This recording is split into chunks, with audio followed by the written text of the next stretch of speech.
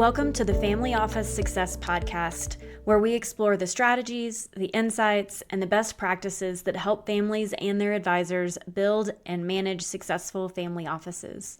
I am your host, Christy Van Wright, and each episode we dive into the key elements of running a family office. Whether you're a family looking to structure your advisory team for long-term success, or you're a professional managing the complexities of a multi-generational enterprise. From financial oversight and operational efficiency to selecting the right advisors and creating a lasting legacy, this podcast is here to provide practical guidance and expert perspectives. Let's get started. Okay. Welcome to the Family Office Success Podcast, where we talk all things family office. Today, we are speaking with Miss Deborah Goldstein from Enlightened Philanthropy. And the reason we're having philanthropy conversations is because this is such a big deal in the family office space. The families that we work with, so many of them are charitably inclined, whether that be through a donor advice fund or through a foundation or just general giving. And so today's conversation is really about demystifying this process and showing that it really can be incredibly approachable. I'd like to introduce Miss Deborah, Enlightened Philanthropy, to our listeners. And let's hear a little bit about nonprofits, fundraising, all of those kinds of things. So, Deborah, welcome. Thank you so much for joining us today. I really appreciate you being here and giving us a little bit of guidance and wisdom in the philanthropy space. So, why don't you tell us a little bit about yourself, what got you to this place, and then tell us about Enlightened Philanthropy. Sure. Well, thank you so much for having me. And I love that word that you used, demystifying, because I do think there is this air of a sort of secrecy and what all goes on behind this. And I really do like to approach my work with how can we make this more accessible to more families? How can we break down any myths that there might be around this? So happy to explore that with you today. And just by way of background, my career prior to being a philanthropy advisor was as a fundraiser, mainly as a grants manager for a handful of organizations over the years. And it was at my last position with the Monterey Bay Aquarium where I started to work more with family foundations and interact with them.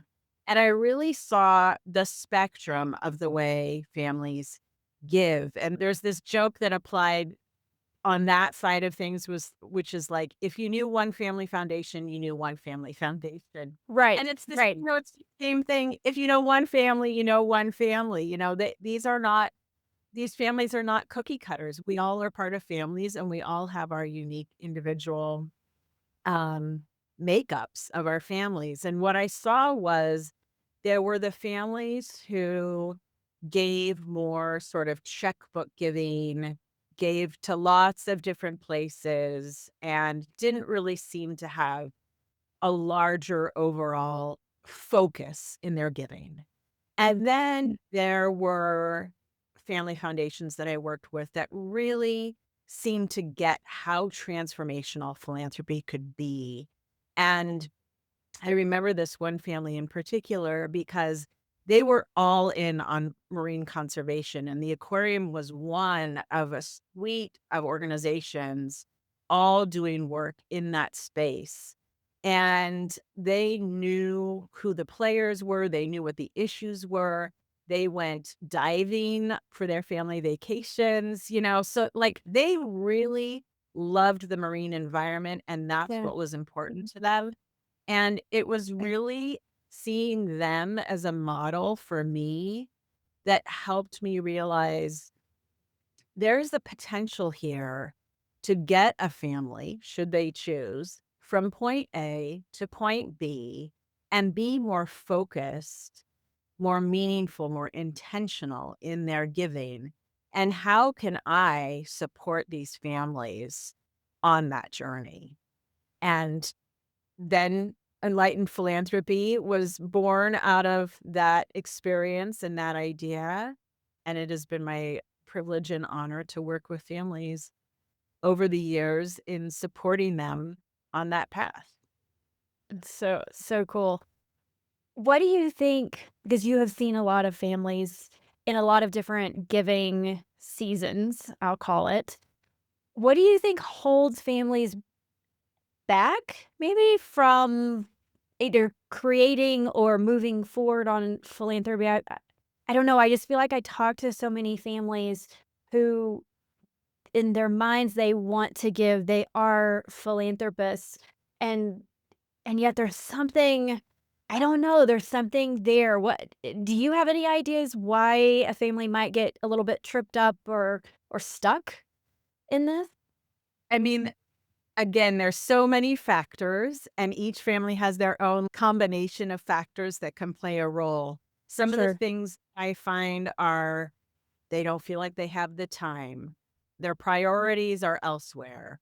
Um, It could be parents or grandparents don't know how to bring the rest of the family to the table. but they How want it to be a family affair. they want it And to be a family affair, but they don't know how to approach that.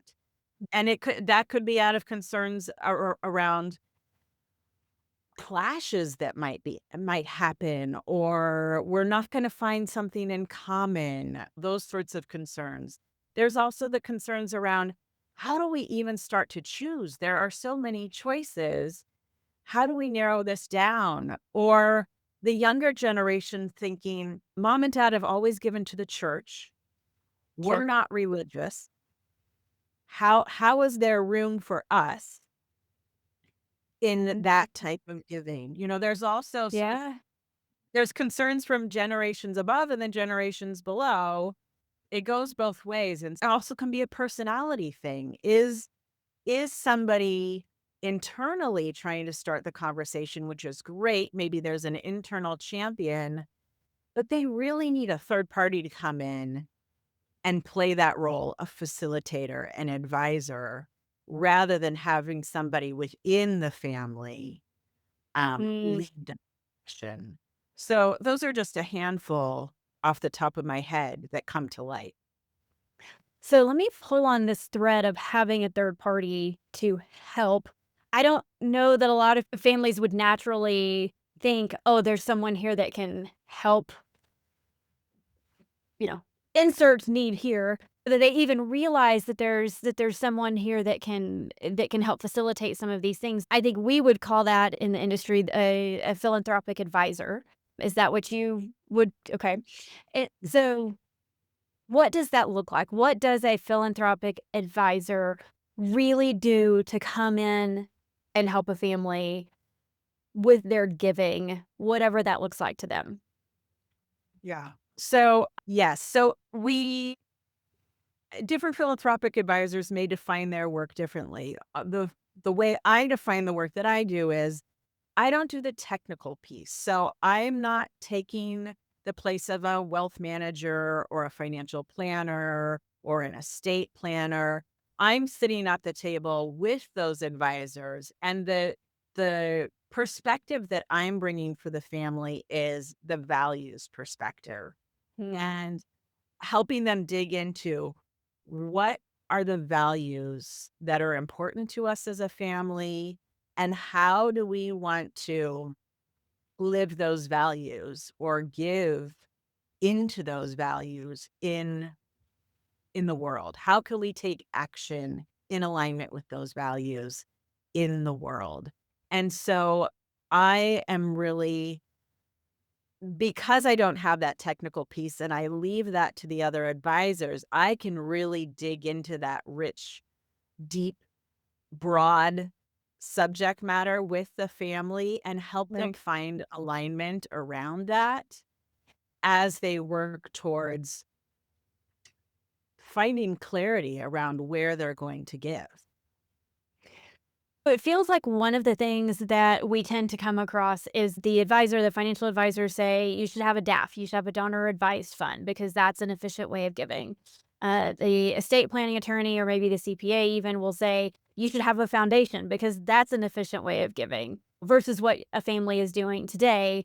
And so those vehicles get set up first for a family to give, and then sometimes, often later, a family realizes, "Oh, I can't actually give where I want to utilizing that donor advised fund because there are some pretty strict rules for good reason." Or on the foundation side, the cost of running a foundation, not only of the man and woman powers behind making sure that it stays in good shape and that you continue to receive your IRS blessing that you can run as a foundation, but it's the time behind it and everything that needs to go into who you're going to give to. There's actually there's a lot to it, and it's, I think, more than most people realize when they get into it, and so that's one of the things that I have certainly seen, over my career, and we've actually unwound foundations specifically for that reason. You wanna talk about a pain and a lot of time and money. You wouldn't think winding something down would cost money. It does. I feel like you were just talking about values and figuring out helping the family determine what their values are. It feels like that is so important to get down at least an idea of who you want to give to before they start implementing vehicles, donor advised funds, foundations, definitely, because it just it can be great. They are wonderful vehicles if it's the right vehicle for the way that the family wants to give. Yeah, your point is really well taken that sometimes what is that phrase? The cart is put before the horse, Yeah, So much thought is put into the vehicle and not enough thought into the purpose, the intention, the yeah, impact that a family wants to make. That, yes, the wrong vehicle could be created. And while most of the families that I have worked with already have some sort of vehicle in place and it has been a mhm, DAF, there's also the case where a DAF is set up, the money is put into the DAF, and then that's the sticking point. It's like, now what? uh, There was all this push to get to there, but no thought given into, well, what do we do once the money gets there? And then that becomes the bottleneck mhm, because, well, now what? And that's a perfect time to bring in a philanthropy advisor like myself and get into some of those conversations to figure out how are we going to make this whatever is holding you up, whether it be the overwhelm of the choices or the time or whatever, like let's break that down and figure out how we can start to put this money out into the world for good. yeah, agreed. So I want to switch gears just a little bit and talk about specifically women and wealth and safe giving spaces.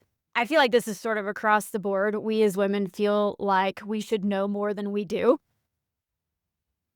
We don't often step out, take a chance, take a risk that we'll figure it out along the way. We really want the information up front to know that we're making a good decision versus stepping out and then, fixing it or pivoting later. So I'm wondering if you can talk a little bit about about camp that you have. I so enjoyed hearing about this, and I felt like it was such an interesting and great idea to get women to a place that they felt comfortable giving and maybe taking a little bit of a risk and moving on. So, tell us a little bit about camp.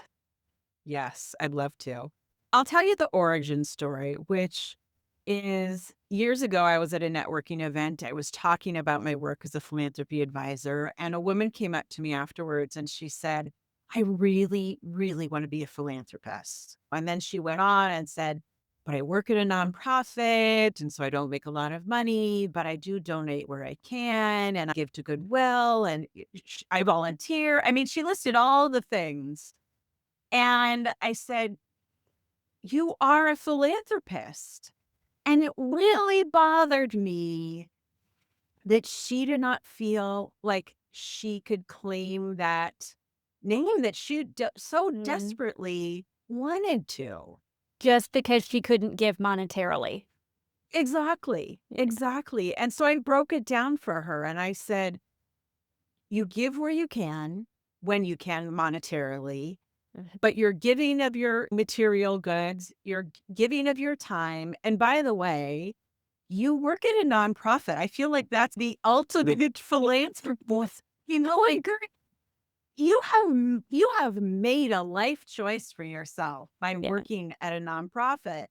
And and it was really that conversation that sparked for me, huh, women don't feel like they give enough. They don't feel like they can call themselves a philanthropist.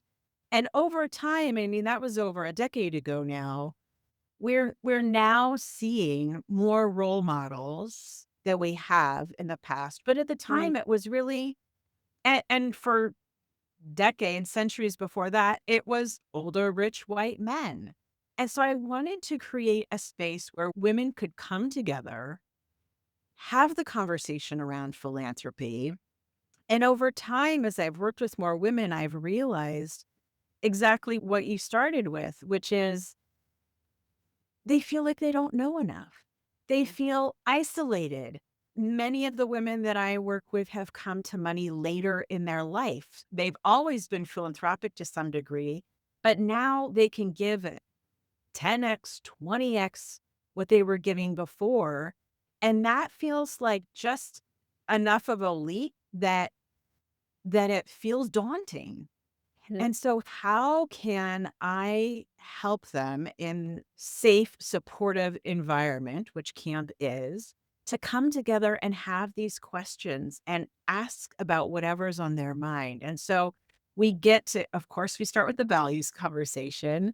I just started a group yesterday, so we just had that, which is, I always love digging into that.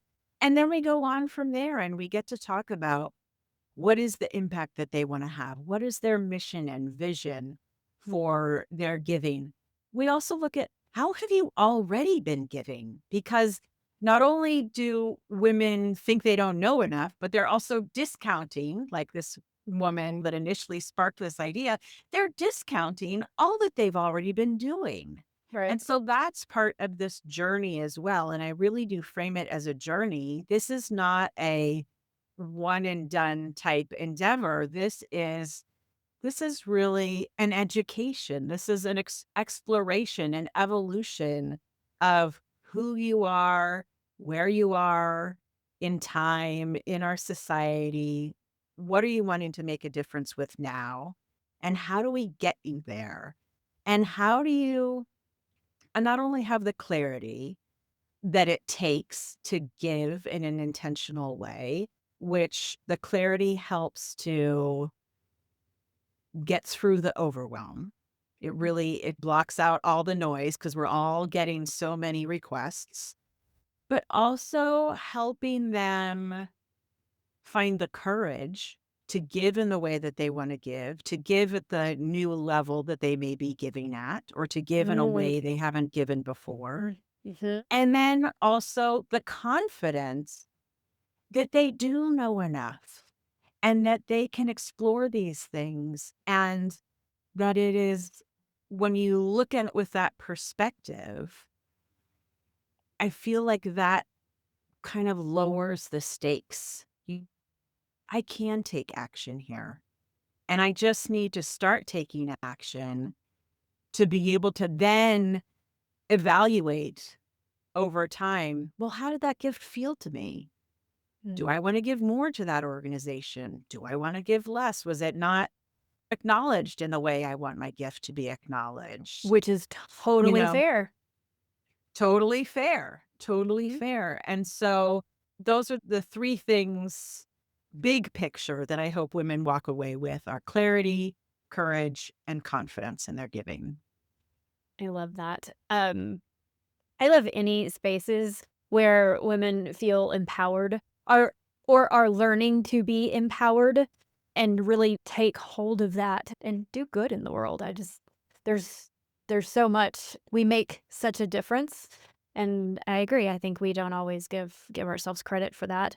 I think another interesting thing we've certainly had this with some of our families that have come into money for whatever reason. They sold a business, or a lot of our families are entrepreneurs, and so they do tend to come into money a little bit later in life, and sometimes, but usually they didn't originally come from money. And so this is a new experience for them, and where they may have in previous years given, there's $1,000 here, there's $1,000 there, there's 500 here. There's smaller gifts, but now they're to the point that they not only do they have the means, but they also have the desire to give and be able to make a bigger impact on a different level. Not to say that any donation is not absolutely welcomed by any nonprofit, Right. but there are levels where, that you really do you can make a much larger impact at scale. That's the only difference. But sometimes folks can have a really hard time with that because they've, like, do I give a 10 or a 20 or a 50,000 or more dollar? That feels scary, even though that's what they can give and they're wanting to make impact at scale. Um, but it's hard for them to do. It's hard to get past the smaller donation that they've done in the past. It is. It is. And when you talk about that, I'm thinking about one woman I've worked with in particular came to money late in life. Her husband's business took off. And if you think about it, that pattern that you're talking about has been created over decades. And so, of course, it's Yeah. going to take time to unwind that feeling of maybe not having enough or will this last me? And Yeah. it doesn't happen overnight, and I love that part of my work, sort of the hand-holding, and this particular woman I've now worked with off and on over 3 years, and when we first started working together, she had one organization she really loved. She gave big dollars to them, no problem, because she was very involved with the organization, and so it was kinda like, how can we take a bit of what you're feeling there and bring it to these other organizations? And so, yes, exactly like you were saying, like she was giving 500, $1,000 to many organizations. And just this last year, when I was helping her with her year-end gifts, all of a sudden she was giving 10 to $20,000 to these organizations. I was excited for her. I was excited for the organizations because I thought, they are gonna need lots made on the other end that, "Whoa, where did this come from?" And I just thought and some of those organizations, are really in need this year because of some of things that have happened in governmental funding being pulled Mm. back. So, my hope is that she'll be able to increase her giving even more this year at year end, but it was such a beautiful moment to be there with her, to witness that growth and that moment of, "Hey, look at me, look at what I can do," you know? Yeah. And that's part of the fun of my job is to support people as they transition from one place in life to another place in life. Yeah. Talk to me a little bit about this idea of a guide. You're guiding a family through maybe coming together on, or realizing maybe they're not actually so far apart on what they want to do between kids and mom and dad, or kids, mom and dad, and grandparents. What is this role of the guide versus the, here's how you do it, here's how, this very rigid, this is how we give, and talk to us a little bit about that.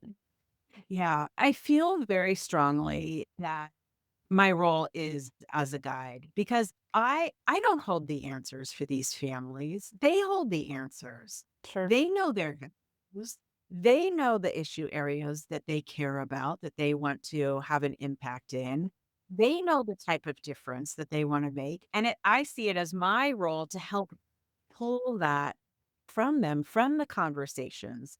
And sometimes that takes, to the point of a family finding they're more aligned than they're not. Sometimes that takes individual conversations with everybody who's going to be sitting around the table, and then putting that back together, that's sort of the discovery phase, putting that back together and feeding that back to the family so that they can see, oh, hey, we're more aligned than I thought we were. We're starting like farther ahead than, they thought there maybe to be work that needed to be done. And there are times when I come in as the expert, and those are the times when I feel like I need to play an educational role in terms of and bring my nonprofit expertise to the table and say, Okay. here's what you need to know about how nonprofits operate. Here's what you need to know. Here's one of the myths we're still debunking to this day is the overhead myth. People are like, I don't want to give to organizations that have high overhead. And I get that. And I help to bring that lens of expert to the table. And I say, well, you were a CEO. Would you have run your business without the janitor, without the HR, without your CFO? No, Of course. overhead. Right. So let's be clear on what overhead is, because nonprofits are businesses too. And so that's when the expert, Deborah, shows up versus Deborah as the guide. And I'd say 90% of the time, I'm the guide because I know they have the answers and it's my job to help them find those answers. Right. Find how they can make a collective decision together. It's so interesting that you brought up the overhead because it is absolutely something we hear all the time. They specify funds to go to a specific project or that it must go to a certain thing within the nonprofit and they are just we don't fund overhead. Like you said, I get it. But those programs also can't run if they can't pay their people. And let's face it, most nonprofits are notorious for paying less than a market wage for a job that somebody would be doing if it was a for-profit business. I can speak to this quite directly because I did fundraise for a year. I took a gap year 15 years ago or so now.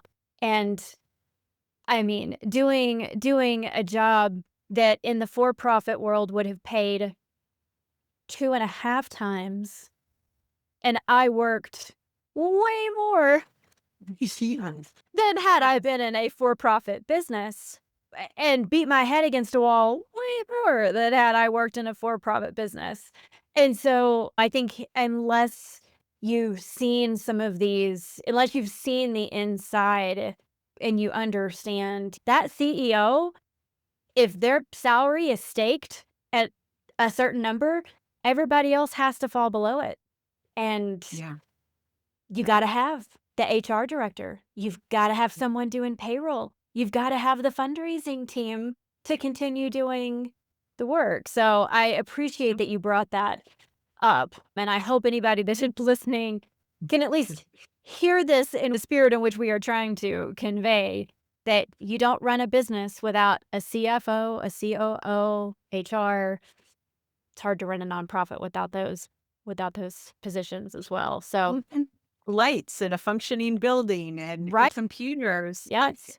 All That's those right. things new. It's That's not right. just all the people, but it's, the list was just building in my head, so I had to throw those in there. I mean, it's not so dissimilar. We run the business of the family. We provide that COO, chief of staff role for a family because they need it. It's the exact same thing with a nonprofit.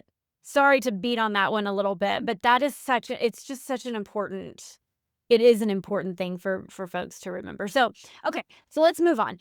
What are some other stories that you have that you can share with us that kind of gets people thinking about philanthropy and maybe how to bring a family together, that kind of thing? Yeah, I'll share about another family that I'm working with that has younger kids, they're teens. So Love that. that's been a really fun engagement. I was a youth group advisor for a handful of years, so I feel like that is a group that I connect with, although sometimes as I get older, I wonder. But it's been so much fun because that was something that really was co-created between the mother and myself. And she had a vision for what she wanted for her girls. It wasn't something I'd ever done before, but I like to really think of my work as creative. And I have this huge toolkit. And how can I pick and choose the different tools for my toolkit that I can apply in whatever the Mhm. situation is? So, Great. mom wanted me to do some work with her and dad, and then also do some work with the girls. And all of this was to support the longer term vision, which I also appreciated, of the girls know they're privileged, but they don't know numbers. And so, what can we do to prepare them for the news that they'll hear eventually? And so, one of the steps in that was philanthropy. So, we had a year of like one-on-one philanthropy coaching sessions with the girls, which was super fun. We also did family meetings. The family had their own practice of family meetings. So could provide questions that mom and dad could use to learn more about what the girls were learning in our sessions together.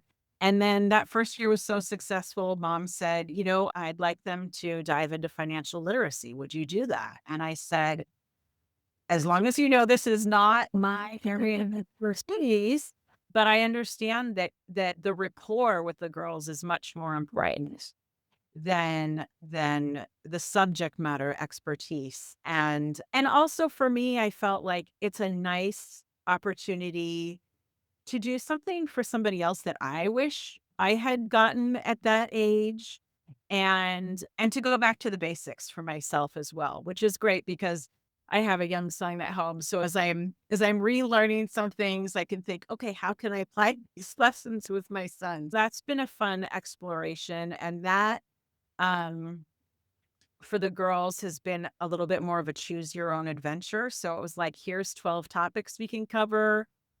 You choose the order for yourself based on your interests. Whereas the philanthropy, I really laid out, here's where we're going, here's our trajectory. And one thing I should say about the philanthropy piece was the girls each get a small pot of money at the end of the year to give. And so our work also helped them make more informed gifts than they'd ever given. That felt good to me, that Yeah. a lot of the work that we were doing was culminating in something that Right. was them actually giving, and giving in alignment with their values, giving in alignment with their interest areas. We talked over that year also about them finding new volunteer opportunities for themselves because they had volunteered, but they just weren't feeling quite right for them. Again, there was some self-direction in there. Yeah. But that's just another example of how one family chose to help structure something that worked for their family. And that's sort of the fun of working with families, is that I really do feel like I'm co-creating with them what is going to work for their family, their time, so that everybody really wins at the end of the day. Yeah. I love that. Love it. Deborah, as we wrap up, do we have any parting thoughts that you'd like to leave with our listeners today? The parting thought that I want to share is something I mentioned earlier, which is just give. Yep. I know there's barriers. I know things get in the way, and you're only going to learn about giving by giving. And so if that is something you feel drawn to do, start doing it in whatever way you can. Could be your treasure, could be your time, could be your talent, could be sharing your ties or your network, or even just testimony, talking about the nonprofits that have made a difference in your life, and see how that feels. Check in as you give. I think that is one of the biggest informers of our giving is, how are we feeling? How do we feel about the gifts that we're making? And then know nothing is set in stone. Right. You don't ever have to give that gift again. If that didn't feel good to you, Don't do it. Don't do it again. don't do it again. Don't do it Right. again. Yeah. Find someplace else. Really look at it with that perspective of, this is a journey. This is an adventure. How can I do good and find meaning for myself at the same time? Great advice. If someone is interested in getting in touch with you, how can they find you? Best place to find me is at my website, enlightenedphilanthropy.com. And then you can find all my other links from there. Awesome. We will also link to your website in the show notes. So if someone is interested, please click the 3 dots and click on her website to get directly to her. Thank you, Deborah. Truly, I so appreciate your time today, your giving of your time and talents to our audience. It's sincerely appreciated. And I hope that those who are listening took a little bit away, hopefully, even if it was just start and see how it goes, see how it feels, and then pivot if you need to. There's nothing wrong with that, and nobody's going to say any different. So I hope everyone enjoyed this conversation, learned a little bit, and is excited about philanthropy moving forward. So, Deborah, thank you. Hope you have a wonderful afternoon. Thank you too for the opportunity, Christy. You too. Of course. Bye-bye. Bye. Thank you for joining me today on the Family Office Success Podcast. I hope you found this conversation insightful and valuable as you navigate the complexities of family office services. If you're looking for more ideas or resources, or want to explore how we can support your family office or your family through services and training and strategy, connect with me on LinkedIn or visit our website at whiteriverconsultants.com, and be sure to subscribe to our newsletter for updates and expert insights. And if you're ready to take your family office to the next level, consider joining our mastermind, where we can help you manage that chaos and create better outcomes for the families you serve. Until next time, I'm Christy Van Wright, and this has been the Family Office Success Podcast.